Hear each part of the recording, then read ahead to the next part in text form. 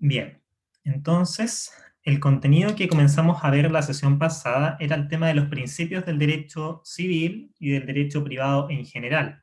Vimos en primer lugar el principio de igualdad, en segundo lugar vimos el principio de la autonomía de la voluntad y en particular cómo éste se materializa en los principios del derecho contractual, cuáles son la libertad contractual, el principio del consensualismo, el principio de la fuerza obligatoria de los contratos y el principio del efecto relativo de los contratos.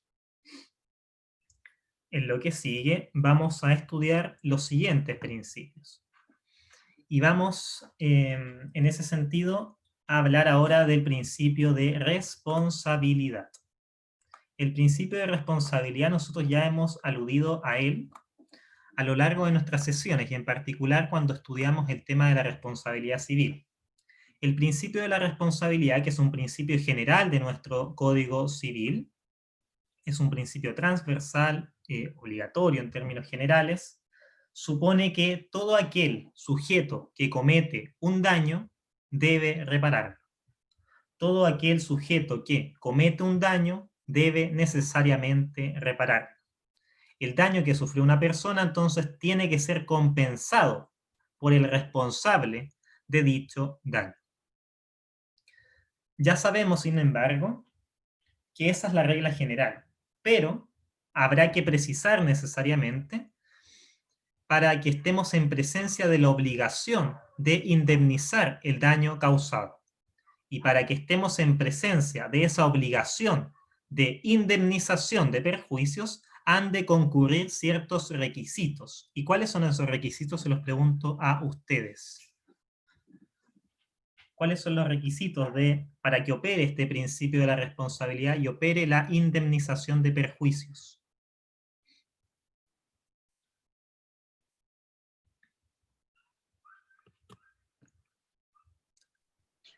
La conducta voluntaria, Ya, muy bien.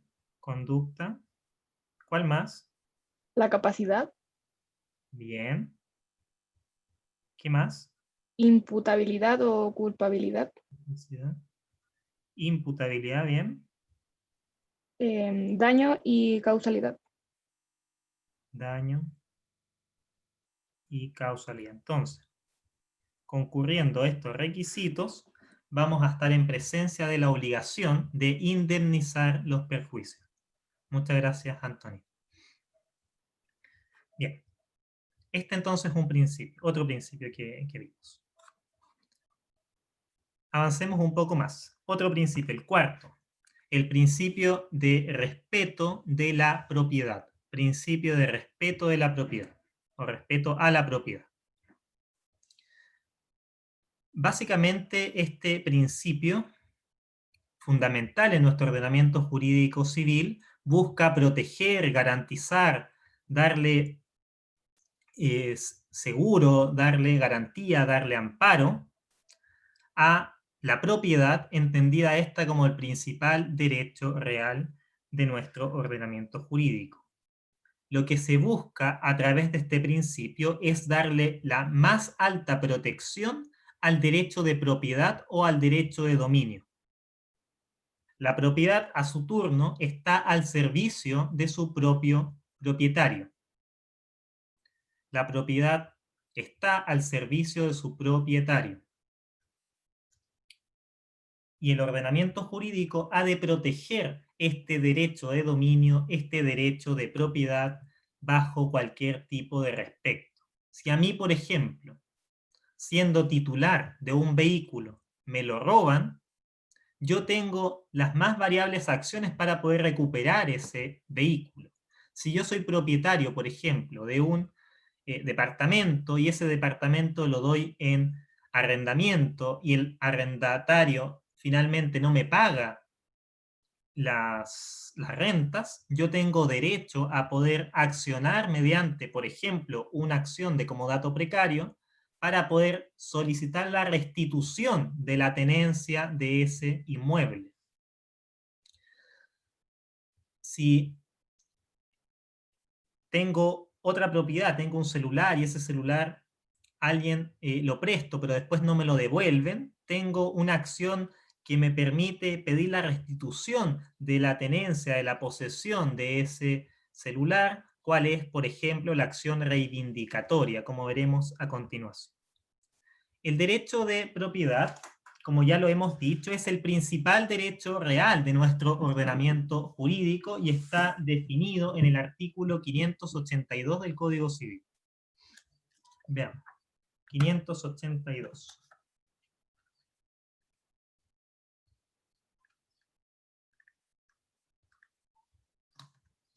Dice, el artículo 582, el dominio, que también se llama propiedad, es el derecho real de una cosa corporal para gozar y disponer de ella arbitrariamente, no siendo contra la ley o contra derecho ajeno.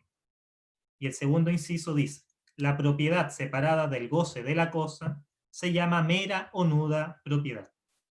Entonces, el dominio es el derecho real de usar, gozar y disponer una cosa, bien sea mueble, inmueble, corporal o incorporal.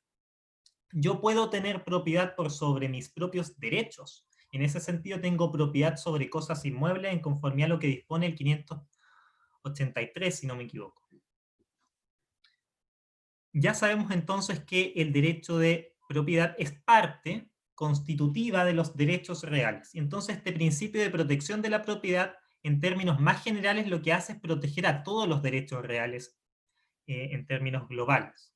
Pero al que más protege, por cierto, será al derecho de propiedad.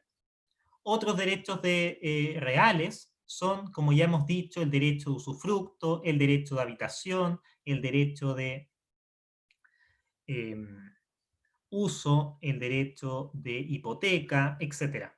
El derecho de dominio me entrega a mí las más amplias facultades respecto del titular. El derecho de dominio me faculta a mí para usar, gozar y disponer de una cosa. Usar, gozar y disponer de una cosa, que son los atributos del dominio, que están acá. El derecho de usufructo me da a mí las atribuciones de usar y gozar de una cosa. Usar y gozar de una cosa. El derecho de usufructo solamente se tiene respecto de bienes inmuebles. Solamente respecto de bienes inmuebles. Y el derecho de habitación me da tan solo la facultad, el atributo de usar la cosa. El derecho de habitación es usar una cosa inmueble. Y el derecho de uso también me da la facultad de usar, pero tratándose de bienes exclusivamente muebles. Veamos qué significa esta cuestión del uso, el goce y la disposición, que son los atributos del dominio. El uso significa emplear o utilizar una cosa conforme a su función natural. El uso significa emplear o utilizar una cosa conforme a su sentido o función natural. El goce significa aprovecharse de los frutos naturales o jurídicos de la cosa. El goce significa aprovecharse de los frutos naturales o jurídicos de la cosa. Ejemplo de fruto natural sería, si soy propietario de un árbol, soy también propietario de las manzanas que de este provengan. Y en ese sentido puedo consumirlas o puedo venderlas. Y un fruto jurídico normalmente se menciona a la renta. La renta en el caso de un inmueble. Si yo tengo, supongamos, la propiedad de un departamento, perfectamente, como tengo la capacidad de goce, disculpe, el atributo del goce, puedo alquilar, arrendar este departamento y las rentas que me vaya dando periódicamente el arrendatario son frutos jurídicos de esta cosa. Y por último, la disposición. La disposición puede ser física o jurídica. La disposición física significa alterar, modificar o destruir la cosa. Si yo tengo el atributo de la disposición, puedo alterar, destruir o modificar la cosa de la cual yo tengo disposición. En cambio, la disposición jurídica entrega a su titular la facultad de enajenar la cosa. Me da la facultad de enajenar la cosa. Enajenar significa ontológicamente hacer ajeno, es decir, transferir el dominio. Si yo tengo la capacidad de enajenar, puedo transferir el dominio mediante, por ejemplo, un contrato de compraventa.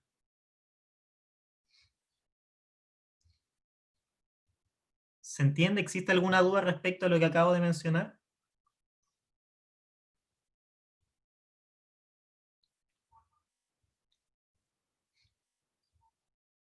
¿No? Ok, sigamos.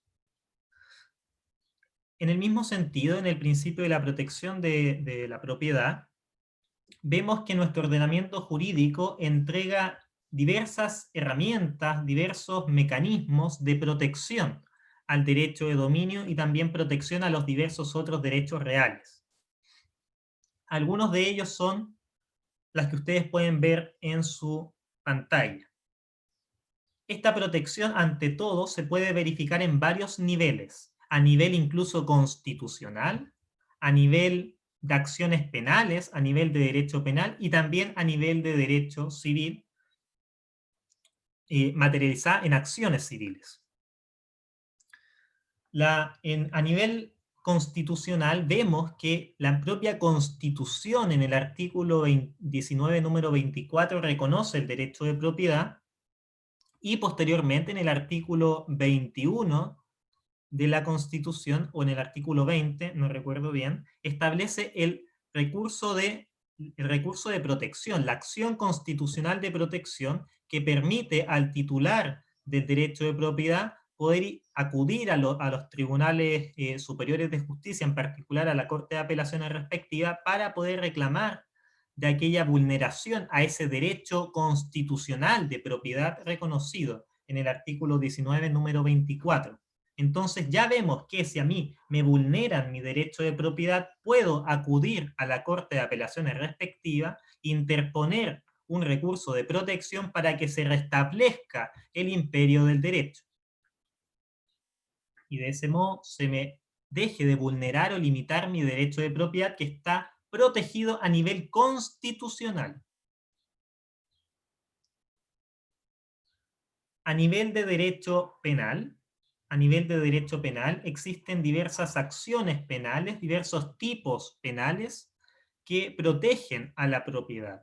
Algunos de ellos son, por ejemplo, el hurto, el robo, la estafa. Todos esos delitos, todos aquellos tipos penales protegen el derecho de propiedad de las personas.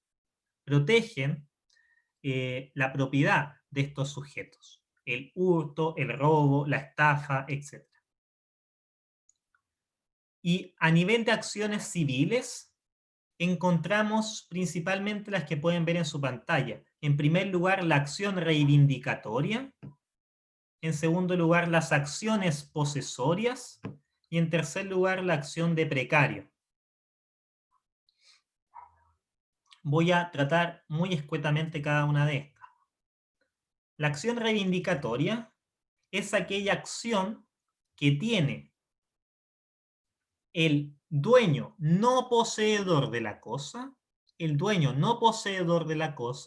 contra del poseedor no dueño de la cosa. La acción reivindicatoria es aquella que tiene el dueño no poseedor de la cosa en contra del poseedor no dueño de la cosa para que este último se la restituya al primero. No sé si ustedes habrán tenido el curso de Derecho Romano, pero esta acción tiene sus orígenes precisamente en Roma. Esta era la actio reivindicatio. La actio reivindicatio, desde sus orígenes, tiene esta naturaleza de protección del dominio. Esta es la acción de dominio, esta es la acción de protección más intensa del derecho de propiedad. y reitero, la tiene el dueño no poseedor de la cosa, es decir, yo tengo la titularidad del dominio, pero no tengo la posesión material de la cosa, en contra de aquel que tiene la posesión material de la cosa, pero no es dueño. Entonces, si yo soy dueño de un vehículo, pero la posesión material la tiene Cristóbal, yo puedo demandar a Cristóbal por una acción reivindicatoria para decirle que me la restituya, que me restituya ese vehículo. Porque él es poseedor de la cosa, tiene la posesión material de la cosa, pero no tiene el dominio sobre la cosa.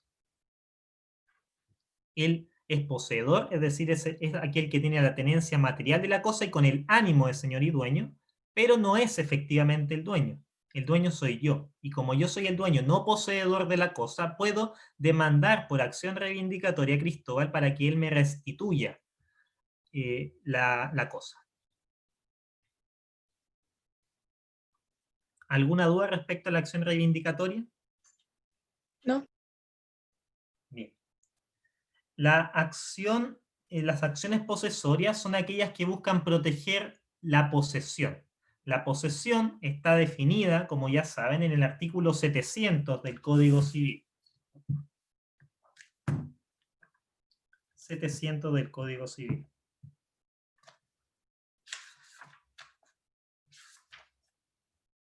Dice, la posesión es la tenencia de una cosa determinada, con ánimo de señor o dueño, sea que el dueño o el que se da por tal tenga la cosa por sí misma o por otra persona que tenga el lugar y a nombre de él. El poseedor es reputado dueño mientras otra persona no se justifica serlo. O sea, en general, la posesión es la tenencia física de una cosa con el ánimo de señor y dueño. Posee dos elementos, un elemento objetivo, que es la tenencia material de la cosa, y un elemento subjetivo, que es el ánimo de ser señor o dueño de esa cosa. Y entonces lo que buscan las acciones posesorias, a propósito de la protección de inmuebles, es, digamos, proteger la posesión de los sujetos que posean este derecho.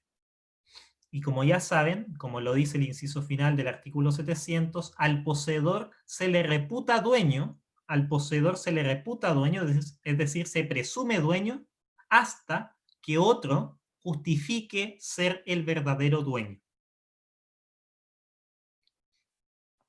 Y por último tenemos las acciones de precario, que son aquellas que se tienen en contra de aquel que tiene la cosa, por mera tolerancia o ignorancia de su dueño. De las acciones de precario también surgen como corolarios las denominadas acciones de comodato precario, que son las típicas acciones que entabla el verdadero dueño en contra de los arrendatarios que no pagan un alquiler. Cuando un arrendatario no paga el alquiler o la renta del inmueble en donde está situado, el dueño, por lo general, va a entablar una acción de comodato precario en contra de este sujeto para que haga abandono de este inmueble. Bien, sigamos. Sigamos. Quinto principio de buena fe. El principio de buena fe, o del latín bona fides, es un principio general del derecho, y en particular del derecho privado, consistente en el estado mental de honradez, de convicción en cuanto a la verdad, veracidad o exactitud de un asunto. Entonces, básicamente lo que nos establece el principio de buena fe son estándares de comportamiento. Y la máxima, la regla general a propósito de la buena fe, es que la buena fe se presume y por el contrario, la mala fe se comprueba. La buena fe en nuestro ordenamiento jurídico se presume y por el contrario, la mala fe ha de comprobarse. Esa es la máxima de la buena fe en nuestro ordenamiento jurídico. La doctrina, a la luz de las disposiciones de nuestro código, construye una clasificación de la buena fe, la denominada buena fe objetiva y la denominada buena fe subjetiva. La buena fe objetiva y la buena fe subjetiva. La buena fe objetiva supone que debo comportarme como una persona promedio, como una persona normal, como los demás esperan que uno se comporte. La buena fe objetiva, reitero, supone que las personas tienen que comportarse bajo estándares promedios, bajo estándares de normalidad, entre comillas. Debo comportarme como los demás esperan que yo me comporte. En cambio, la buena fe subjetiva, que viene del sujeto, importa que el comportamiento interno, es decir, la intención, debe responder a un estándar de corrección. La buena fe objetiva es la exteriorización de un pensamiento interno, y ese pensamiento interno es precisamente la buena fe subjetiva. La buena fe subjetiva responde, reitero, a comportamientos internos, no exteriorizables. Responde a mi convicción, responde a mi íntima convicción. En cambio, la buena fe objetiva es el comportamiento externo, es la exteriorización de este comportamiento interno manifestado en la buena fe subjetiva. Básicamente, entonces, el principio de la buena fe supone que las personas han de comportarse bajo estándares de corrección, de honradez, de veracidad en sus relaciones entre privados. Existen ciertas manifestaciones de la buena fe en nuestro Código Civil, por ejemplo, en el artículo 1546. 1546 a propósito de los contratos.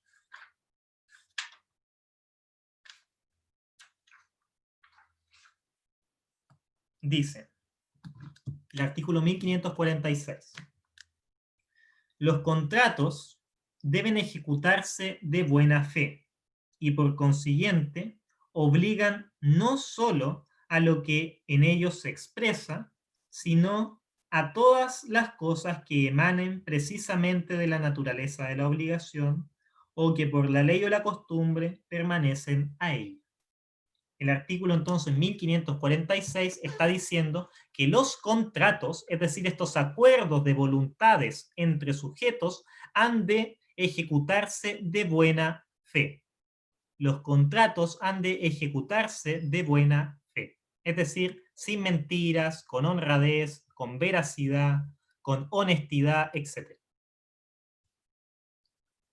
Por otro lado, en materia posesoria, los artículos 706 y 707 también dan algunas reglas a propósito de la buena fe.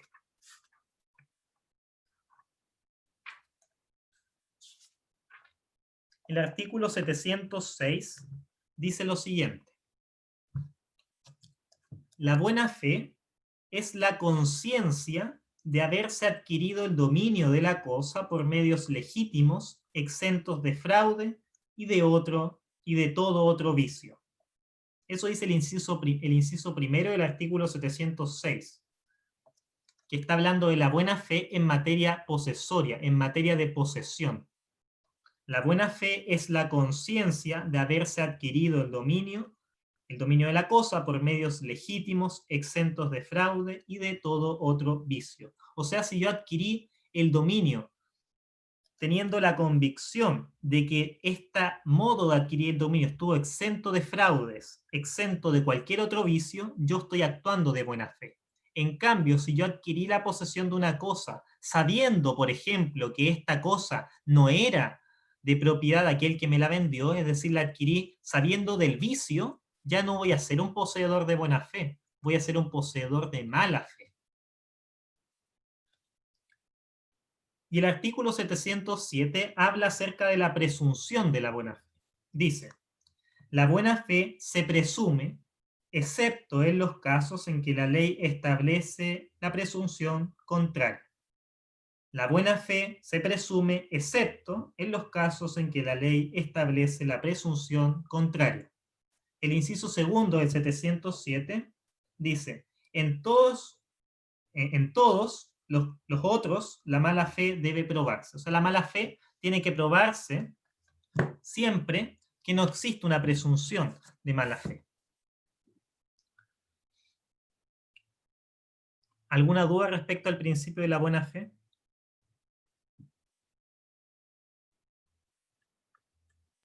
No. Ya, gracias. Sigamos.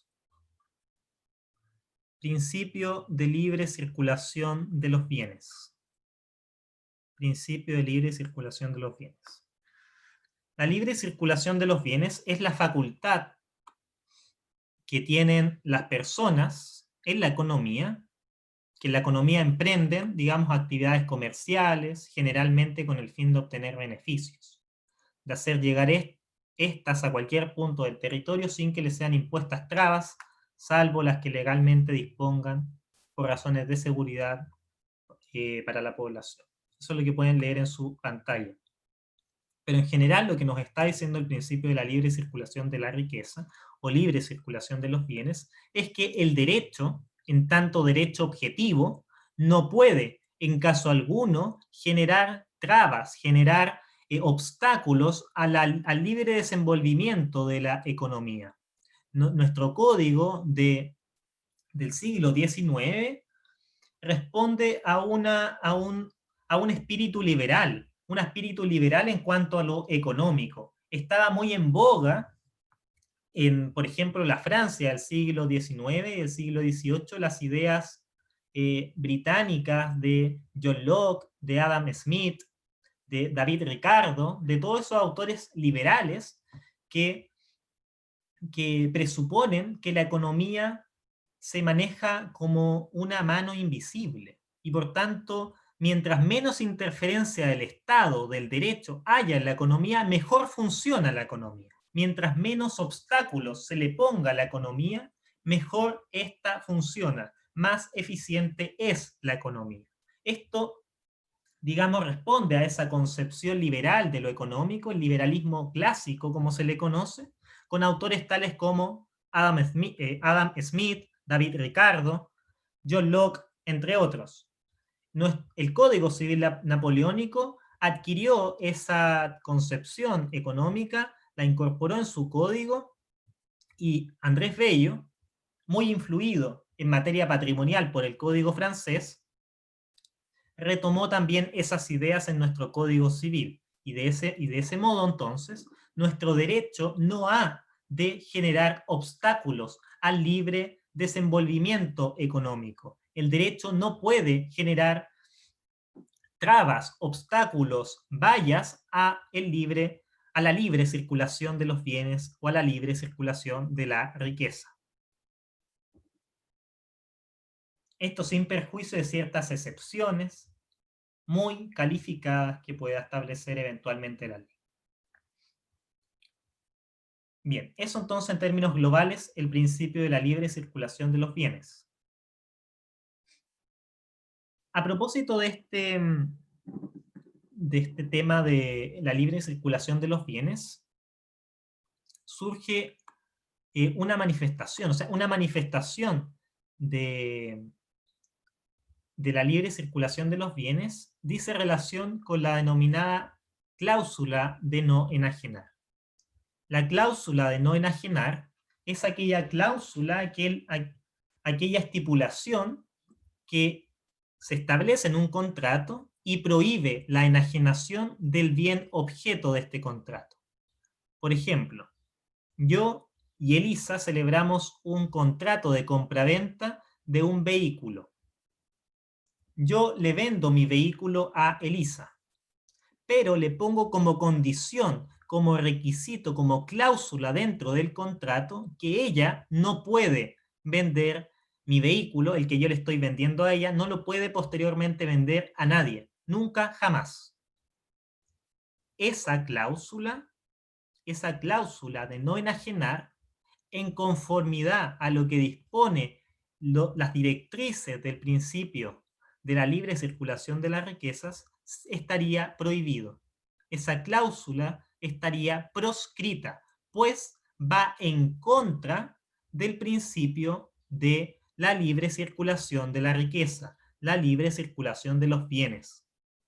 Porque yo estoy limitando, estoy restringiendo la libre circulación de los bienes, la libre circulación de la riqueza.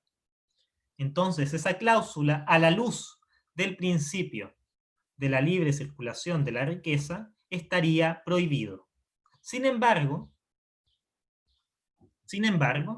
a la luz de otro principio de nuestro ordenamiento jurídico, como lo es el principio de la autonomía de la voluntad, perfectamente sería válido, pues la autonomía de la voluntad supone que los individuos pueden hacer todo aquello que no les esté expresamente prohibido, y no existe una norma propia que diga que no se puede establecer la cláusula de no enajenar, sino que es una construcción doctrinaria que surge a la luz del principio de la libre circulación de la riqueza.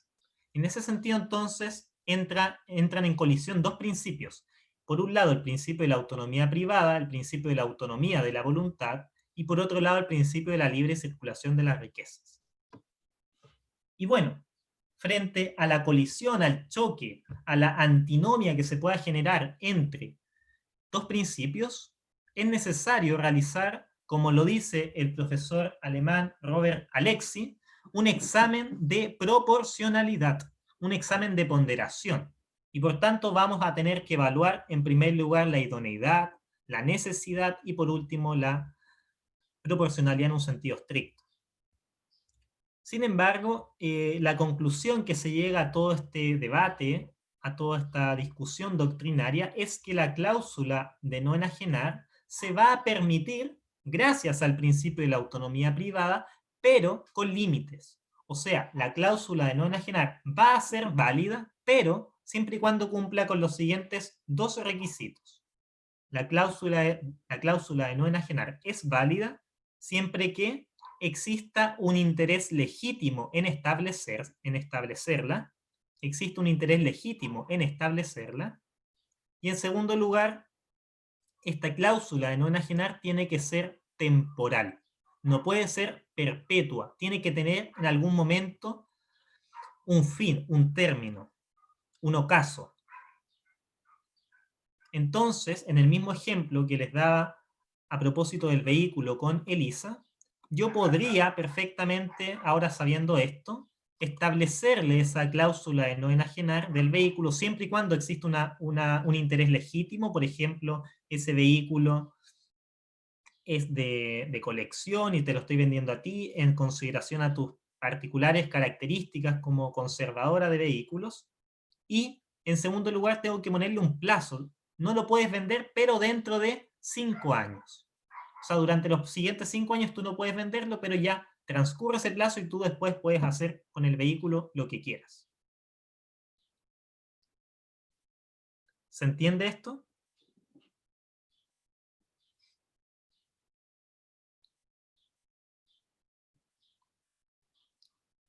Marcelo, ¿Sí? tengo una duda. ¿En el interés legítimo puede ir una causa de seguridad en las cláusulas? Claro, efectivamente. Ah, ya. Un motivo de seguridad puede ser un motivo de interés legítimo. Esto en todo No caso sería aparte, como otro motivo, como otro límite. Está dentro de los intereses legítimos como la seguridad, ¿no? estaría dentro de los Ah, intereses ya. legítimos, efectivamente. En Gracias. todo caso, esto se tiene que evaluar en concreto. Esto no se evalúa en abstracto por la ley, sino que el juez, en el caso singular, en el caso concreto, va a tener que determinar si es que existen argumentos suficientes para considerar que la causa es legítima o si no existen argumentos suficientes para determinar que el interés no sea legítimo y lo contrario. Bien, ¿no hay más dudas respecto de esto? Continuemos entonces. Principio de la represión de la lesión. Séptimo principio. Principio de represión de la lesión. El derecho privado, por regla general, no reprime las fijaciones de precios en el ámbito propiamente contractual, en función de la autonomía de la voluntad y en particular en función de la libertad contractual, que nosotros vimos en la sesión pasada. Las partes pueden perfectamente fijar el precio que ellos convengan. El vendedor es quien fija su precio y nadie puede venir a reprocharle que ese precio es muy alto, es muy bajo, eso no importa. Si tú estás conforme con ese precio, lo pagas, y si no estás conforme, simplemente no lo compras y listo, se acabó. Esa es la regla general. La regla general es que el derecho privado no puede reprimir las fijaciones de precios. El derecho privado no reprime la fijación de precios en el ámbito contractual. El derecho privado no puede, entonces, sancionar, reprimir, proscribir, prohibir estos desequilibrios que existan entre las prestaciones de las prestaciones de las personas en el ámbito contractual. Sin embargo, por excepción, frente a ciertos desequilibrios de carácter grosero, el derecho privado sí puede sancionar ese desequilibrio. A eso se le denomina la lesión enorme. Reitero entonces la idea. Por regla general, el derecho privado, y en particular a la luz de los principios de autonomía de la voluntad y libre circulación de los bienes, no puede reprimir la fijación de precios. La fijación de precios lo determinan los propios contratantes. El derecho no puede interferir en esa fijación de precios. Sin embargo, cuando el desequilibrio es demasiado grosero, el derecho sí puede reprimir. A eso, cuando el desequilibrio es demasiado grosero, vamos a estar en presencia de una hipótesis de lesión enorme. Una hipótesis de lesión enorme. En todo caso, la lesión enorme en nuestro ordenamiento jurídico está objetivizada. ¿Qué quiere decir esto? Que la ley es la que establece expresamente cuándo estaremos en presencia de una situación extremadamente abusiva o groseramente abusiva. La ley es quien lo determina, no es el juez en el caso concreto quien lo determina. Existe una configuración de la lesión enorme ex ante. Existe una determinación de la lesión enorme en abstracto, que la realiza el legislador, no la realiza el juez. Entonces, en ese sentido, el legislador en el Código Civil establece tan solo siete situaciones de lesión enorme. 7 situaciones de lesión enorme. La más importante de todas dice relación con la compra-venta voluntaria de bienes inmuebles. Respecto de la compra-venta voluntaria de bienes inmuebles, puede existir lesión enorme. Entonces, habrá lesión enorme para el comprador cuando el precio pagado sea más del doble que el justo precio. Cuando el precio que él paga supera el doble del justo precio. Supongamos, yo y Manuel celebramos un contrato de compraventa de mi casa. Mi casa tiene un justo precio, que es el valor de mercado de, supongamos, 20 millones de pesos. 20 millones de pesos. Si yo a Manuel le vendo mi casa a 45 millones, que es más del doble del justo precio, es más del doble del precio de mercado. El precio de mercado es 20, el doble es 40 millones. y estoy vendiendo sobre los 40 millones, o sea, estoy vendiendo 45 millones. Si yo se lo vendo por sobre el doble del justo precio, vamos a estar en presencia de una lesión enorme, en donde el desequilibrio es grosero. Y por tanto, Manuel, al darse cuenta que yo, en palabras coloquiales, lo estafé, él va a poder demandar la nulidad relativa de este contrato de compraventa. Va a poder solicitar a un tribunal que este contrato sea nulo por estar viciado por esta lesión enorme. Marcelo, ¿Sí? disculpa, me acordé de un ejemplo de una película de Up, cuando el abuelito tiene como la única casa. Si ese abuelito lo hubiese vendido como en 3 veces el precio, igual podría como pasar esto, ¿o no? O igual hay como otro interés, o se podría quedar como nulo. Bueno, en primer lugar, para que pueda vender tiene que haber voluntad de ambas personas. Si el viejito no quería vender su casa, nadie puede obligarlo a vender. Y en el caso de como que ya lo va a vender porque quería mucho dinero y lo vende como 4 veces más el precio. Sí, podría eventualmente decretarse esa nulidad. Podría eventualmente, porque supera más del doble el justo precio. Esa sería entonces la lesión enorme que sufre el comprador. Ahora, esta cuestión es bidireccional. La compraventa es compraventa tanto para el comprador como para el vendedor. Y en ese sentido puede resultar estafado el comprador como también puede resultar estafado el vendedor.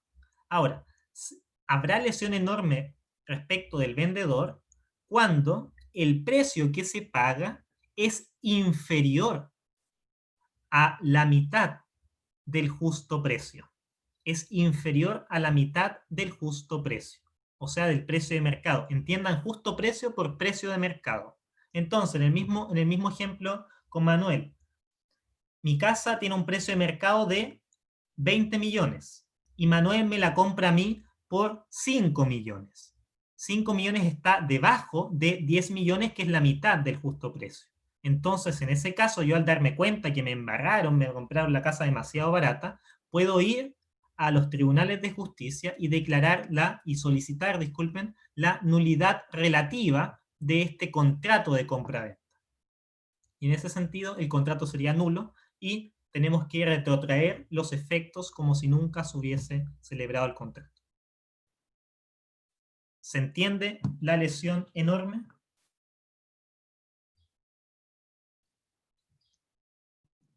Y eso te iba a preguntar, cuando supera el doble, ¿qué sanciones pueden, o solamente la nulidad del contrato? Nulidad relativa del contrato. Esa es la sanción, tanto cuando lo Sí, supera como cuando sí, sí, está debajo. pero no hay más sanciones. Esa es la sanción natural de esta figura. Podríamos, a la luz del principio de enriquecimiento injustificado, encontrar o interpretar la existencia de la actio in reverso o la acción restitutoria, podríamos quizás pensar, pero reitero, la sanción natural de esta situación es la nulidad relativa o rescisión, así también se llama. Ya, gracias. De nada. Y bueno, o sea, en pedir no hay engaño. Podríamos perfectamente pedir al tribunal que no declare la nulidad, pero que se me pague el saldo insoluto para llegar, supongamos, al justo precio. Insisto, en pedir no hay engaño. Ya. Veamos el siguiente principio, el principio de la represión del abuso del derecho. La represión del abuso del derecho. La regla general es que el ordenamiento jurídico no acepta ni tolera el abuso del derecho. Pero bueno, ¿cuándo habrá abuso del derecho? Entonces, reitero, la regla general es que nuestro ordenamiento jurídico no tolera, no soporta, no acepta el abuso del derecho. Y entonces preguntémonos, ¿qué es el abuso del derecho? El abuso del derecho se va a dar cuando se ejerce un derecho del cual es titular, dentro de los límites de su propio derecho, pero con un propósito antisocial. O sea, yo ejerzo un derecho que es mío, y lo ejerzo dentro de mis propios límites, pero lo realizo con una finalidad antisocial. Supongamos, yo estoy en mi casa, no, vivo en un departamento, y dentro de mi departamento, como yo tengo propiedad sobre él, puedo usar, gozar y disponer todo lo que quiera respecto de él, y también respecto de las cosas que hay dentro de él. Por ejemplo, tengo una tremenda radio, y la radio, yo también soy titular de esa radio. Tengo dominio sobre ese aparato musical, y puedo perfectamente ponerlo a 1000 decibeles si quiero, la música, a 1000 decibeles. Y bueno, estoy en primer lugar ejerciendo mi derecho de propiedad. Está dentro de mis límites, estoy dentro de mi departamento, no estoy lastimando directamente a nadie, pero lo estoy haciendo con un fin antisocial, porque el poner la música a 1000 decibeles genera obviamente estruendo respecto de mis vecinos. Y en ese sentido estoy haciendo uso de mi derecho, pero también estoy abusando de mi derecho. Estoy usándolo bajo fines antisociales. Y entonces el derecho viene a reprimir, viene a sancionar ese abuso del derecho.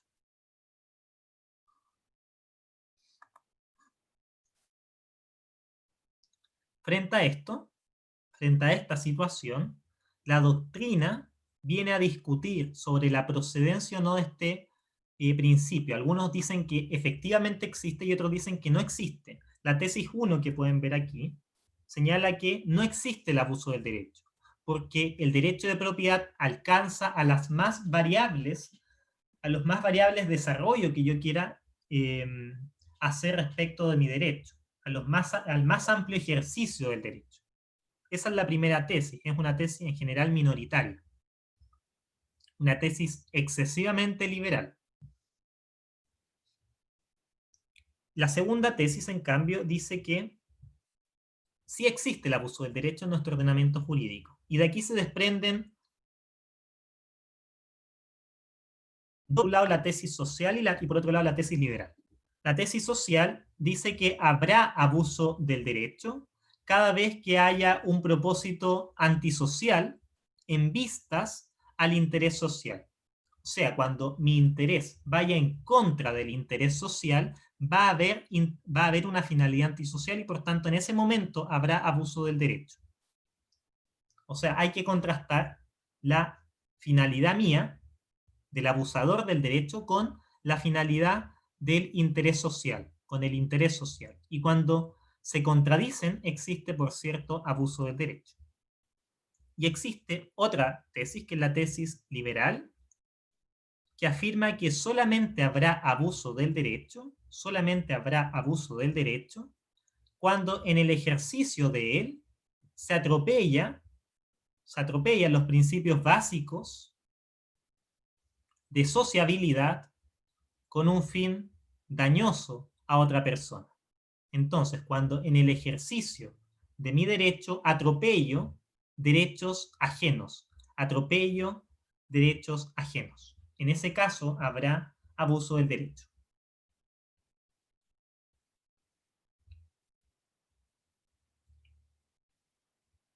¿Se entiende? Sí.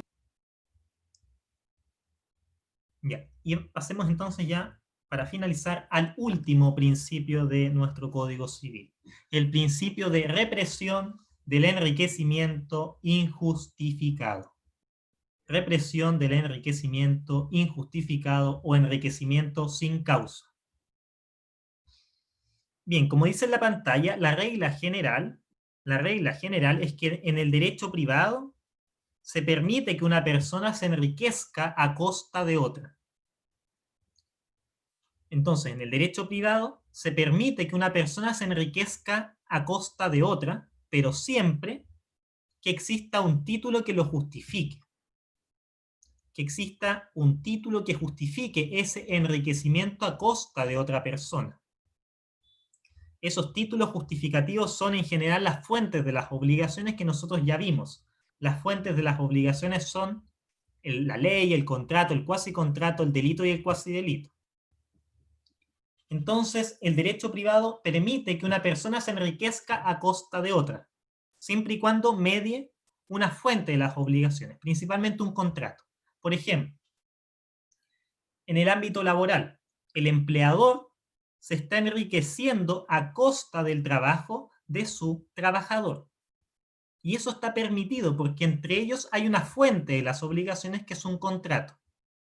En el contrato de compraventa, ahora salgamos del ámbito laboral, en el contrato de compraventa, si yo vendo este código a Charlotte, se lo vendo a 20.000 pesos y ella me los paga, yo me estoy enriqueciendo a costa de otra persona, a costa de Charlotte, porque ella me pagó esos 20.000 pesos. Y eso es perfectamente legítimo, perfectamente lícito. En eso no hay ningún problema, porque hay una causa que justifica el enriquecimiento por parte mía. En cambio, por excepción, el derecho privado no tolera el enriquecimiento que no posee una causa de justificación. No tolera que alguien se enriquezca injustificadamente. Es decir, en nuestro ordenamiento jurídico no va a tolerar que alguien se enriquezca a costa de otro sin que medie entre ellos, sin que esté entre medio de ellos o una fuente de obligaciones. Eso entonces supone el principio de la represión del enriquecimiento injustificado. Y entonces, toda vez que exista un enriquecimiento injustificado, toda vez que exista un enriquecimiento injustificado, la persona que se empobreció puede demandar a la persona que se enriqueció para que ésta le restituya ese saldo, ese dinero que empobreció al primero y enriqueció al segundo. Para ello tienen que concurrir los siguientes requisitos. En primer lugar, tiene que haber empobrecimiento de una parte. Tiene que haber empobrecimiento de una parte. En segundo lugar, tiene que haber enriquecimiento de la otra parte. Tiene que haber enriquecimiento de la otra parte. En tercer lugar, tiene que haber una causa directa entre ellos. Una causa directa entre ellos. Y por último, ese enriquecimiento o empobrecimiento tiene que ser injustificado. Es decir, en donde no me dio una fuente de las obligaciones, por ejemplo, un contrato. Entonces, concurriendo estos requisitos, el empobrecido sin causa, el empobrecido injustificadamente puede ejercer una acción, la acción restitutoria en contra de aquel que se enriqueció sin causa. Esa acción desde antiguo, desde el derecho romano, se conoce como la actio in rem verso. Actio in rem verso, que es la que ustedes pueden ver acá. La actio in rem verso o la acción restitutoria persigue que el enriquecido sin causa le restituya al empobrecido sin causa, para que se vuelva a ese equilibrio inicial. Por ejemplo, si yo me equivoqué, estaba haciendo una transferencia electrónica, le quería depositar 10 millones de pesos a Ángeles, pero me equivoqué en anotar su nombre y se lo envié a Antonia. Entre yo y Antonia existe enriquecimiento injustificado, porque yo no le quería depositar a esos 10 millones a Antonia, pero me equivoqué. Entonces, en ese sentido, yo me empobrecí sin una causa legítima y Antonia se enriqueció sin ningún tipo de causa legítima. Entonces, en ese caso, la primera situación es decirle a Antonia, bueno, devuélveme la plata, por favor. Y si me dice que no me la va a devolver, yo puedo demandar a Antonia por la actio in rem verso o la acción restitutoria ante los tribunales para que ellos verifiquen estas situaciones, que hubo un empobrecido, que hubo un enriquecido, que existe una conexión entre ellos y que ese empobrecimiento o enriquecimiento es injustificado. Y concurriendo esos requisitos, Antonia va a tener que ser obligada a restituir ese dinero, y una vez que me restituya, yo voy a poder posteriormente depositarle ese dinero a Ángeles, como era natural que así fuese. ¿Se entiende? Sí. Otro ejemplo solamente para cerrar. Si existe un director de teatro y este director de teatro le roba un guión a su guionista y posteriormente lo despide, etc. Posteriormente este sujeto, el director, dirige una obra de teatro bajo el guión de este sujeto que se lo robó y posee obviamente ganancias exorbitantes producto de esta obra de teatro que hizo. Obviamente aquí este sujeto, el director, se enriqueció a costa de este guionista, y este guionista después puede demandar a este director para que le restituya las ganancias que obtuvo el director. Bien, entonces esos son algunos ejemplos que pueden presentarse a propósito de este principio. Bien, ¿alguna duda? ¿O lo dejamos hasta acá?